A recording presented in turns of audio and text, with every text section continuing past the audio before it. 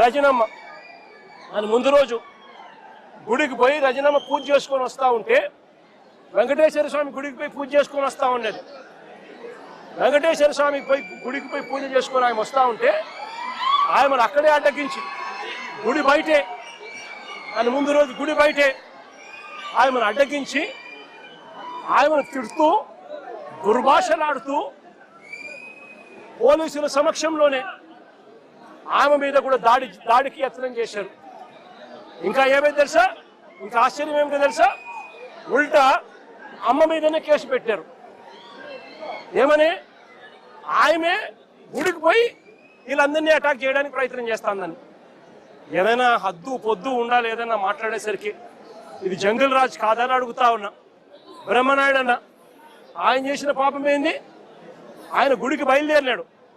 చంద్రబాబు నాయుడు గారికి దేవుడు జ్ఞానోదయం చేయాలని, చంద్రబాబు నాయుడు గారు అనే వ్యక్తిలో పశ్చాత్తాపం రావాలని, చంద్రబాబు నాయుడు అనే వ్యక్తికి దేవుడు దయ వల్ల ఆయనకు, ఆయన కొడుకుకు, ఆయనతో పాటు అక్కడే ఉన్న ఆయనతో పాటు ఆయన పార్టీలో ఉన్న పవన్ కళ్యాణ్ గారికి అందరికీ కూడా జ్ఞానోదయం జరగాలి అని చెప్పి బ్రహ్మనాయుడు ఆయన గుడికి పోతా ఉంటే, గుడి నుంచి ఆయన బయటకు వస్తూనే ఉంటే ఆయన మీద కూడా అటాక్.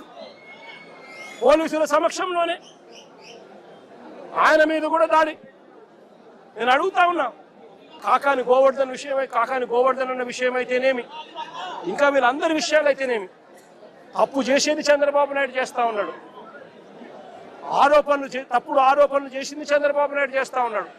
అవి తప్పుడు ఆరోపణలు అని చెప్పి దేవుడే మొట్టికాయలు వేసినట్టుగా ఏకంగా సిబిఐ తాము ఫైల్ చేసిన ఛార్జ్ షీట్లోనే కేంద్ర ప్రభుత్వ సంస్థలైన ఎన్డీడీబీ, ఎన్డీఆర్ఐ లాబొరేటరీసే క్లీన్ చిట్ ఇచ్చే కార్యక్రమం చేస్తూ ఉంటే ఎటువంటి జంతు కొవ్వు కలవలేదు అని చెప్పి వాళ్ళు పూర్తిగా వివరణ ఇస్తూ ల్యాబ్ రిపోర్ట్లు ఇస్తే సిబిఐ ఆ రిపోర్ట్లను కూడా ఏకంగా ఛార్జ్ షీట్లోకి చేరుస్తూ వైవి సుబ్బారెడ్డి కానీ, కరుణాకర్ రెడ్డి కానీ, ఇంకొకరు కానీ ఎలాంటి తప్పు చేయలేదు అని చెప్పి వాళ్ళ పేర్లు కనీసం ఛార్జ్ షీట్లో కూడా పెట్టకుండా క్లీన్ చిట్ ఇస్తే, ఎలాంటి అరెస్టులు చేయకుండా సిబిఐ క్లీన్ చిట్ ఇస్తే చంద్రబాబు నాయుడు గారు దేవుడికి, ప్రజలకు క్షమాపణ చెప్పాల్సింది ఆయన చేస్తా ఉన్నది ఏమిటి?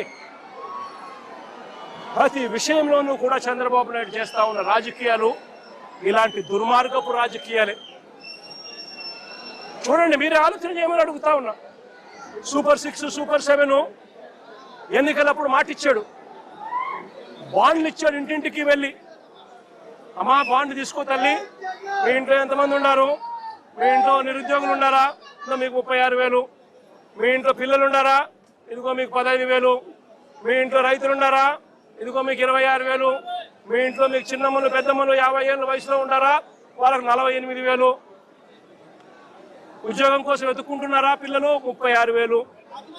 ఈ మాదిరిగా బాండ్లు ఇచ్చి ప్రజలను మోసం చేసి సూపర్ 6, సూపర్ 7 హామీలు ఇచ్చి ఈరోజు ఏమంటాడు? Super 6, super 7 చేసేసామంటాడు. సూపర్ 6, సూపర్ 7 చేసేసామని చెప్పి పొద్దు సిగ్గు లేకుండా అబద్ధాలు ఆడుతూ ఉన్నాడు. చంద్రబాబు నాయుడు గారు చేస్తా ఉన్నది తప్పు అని, చంద్రబాబు నాయుడు గారు చేస్తా ఉన్నది మోసమని ఎవరైనా ప్రశ్నిస్తే ఏం చేస్తా ఉన్నాడు? ఆ ప్రశ్నించిన వాళ్ళ మీద, సోషల్ మీడియా యాక్టివిస్టుల మీద, ప్రశ్నించే వాళ్ళ మీద కేసులు పెట్టి జైలుకు పంపుతా ఉన్నాడు. అబద్ధాలు చెప్పేది ఆయనే, మోసం చేసేది ఆయనే. ఆ తర్వాత ఆయన ఎవరైనా ప్రశ్నిస్తే వాళ్ళ మీద అక్రమ కేసులు పెట్టి, అక్రమ సాక్ష్యాలు క్రియేట్ చేసి వాళ్ళను జైలుకు పంపించి, చివరికి సోషల్ మీడియా పిల్లలని కూడా చూడకుండా చంద్రబాబు నాయుడు గారిని ప్రశ్నిస్తున్నారని చెప్పి ఏకంగా వాళ్ళ మీద గంజాయి కేసులు పెట్టి వాళ్ళ కెరీర్ను సైతం నాశనం చేస్తా ఉన్న వ్యక్తి ఈ చంద్రబాబు నాయుడు గారు కాదా అని అడుగుతా ఉన్నా. చేసేటివన్నీ తప్పులే, చేసేటివన్నీ అబద్ధాలే, చేసేటివన్నీ మోసాలే. ఆయనే లిక్కర్ నడుపుతాడు.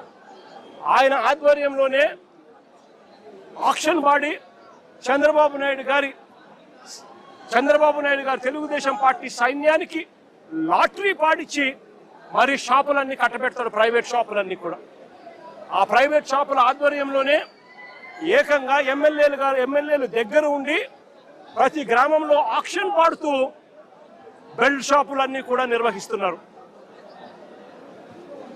షాపుల పక్కనే, లిక్కర్ షాపుల పక్కనే పర్మిట్ రూములు, ఇల్లీగల్ పర్మిట్ రూములు నడుపుతూ పెగ్గులతో లిక్కర్ అమ్ముతా ఉన్నారు. ఇవన్నీ రాష్ట్రానికి రావాల్సిన ఆదాయాలు రాష్ట్రానికి రావడం లేదు. రాష్ట్రానికి రావాల్సిన ఆదాయాలు పక్కదోవలో చంద్రబాబు నాయుడు గారికింత, ఎమ్మెల్యేకింత, వారి మాఫియా సైన్యానికింత అని చెప్పి లూటీ పద్ధతిలో పంచుకుంటా ఉన్నారు. బెల్ట్ షాపులు అమ్ముతున్నారు. ప్రతి గ్రామంలోనూ 1 కాదు, 2 కాదు, 3, 4, 5, 6, 10 బెల్ట్ షాపులు ఉన్నాయి. ప్రతి గ్రామంలోనూ కూడా ఆక్షన్ వాడి అమ్ముతా ఉన్నారు. ఏ బెల్ట్ షాపులో ఎంఆర్పి రేటుకి అమ్ముతున్నారండి? ప్రతి బెల్ట్ షాప్లోని ఎంఆర్పి రేటు కన్నా 20 రూపాయలకి ఎక్కువగా అమ్ముతున్నారు. ప్రతి బెల్ట్ షాప్, ప్రతి పర్మిట్ రూమ్లో, ఏ పర్మిట్ రూమ్లో అంటే ఎంఆర్పి రేటుకి అమ్ముతున్నారు. పర్మిట్ రూమ్లో ఇల్లీగల్, పర్మిట్ రూమ్లో వేసేది పెగ్గుల్లో వేస్తా ఉన్నారు. పెగ్గుల్లో వేసి ఏకంగా బాటిల్ పైన 30 రూపాయలు అధికంగా వసూలు చేస్తా ఉన్నారు. ఆ డబ్బులు గవర్నమెంట్కి రాకోకుండా వీళ్ళ జోబీ లేకపోతా ఉంది. దీంతోనే సరిపోదు అన్నట్టుగా ఏకంగా ప్రతి 5 బాటిళ్లకు 1 బాటిల్ ఏకంగా వీళ్ళంతటికి వీళ్ళే కుటీర పరిశ్రమ పెట్టి చీప్ లిక్కర్ వీళ్ళే తయారు చేసి కల్తీ లిక్కరు ఏకంగా ప్రతి 5 బాటిల్లో 1 బాటిల్ ఈరోజు అమ్ముతా ఉన్నారు.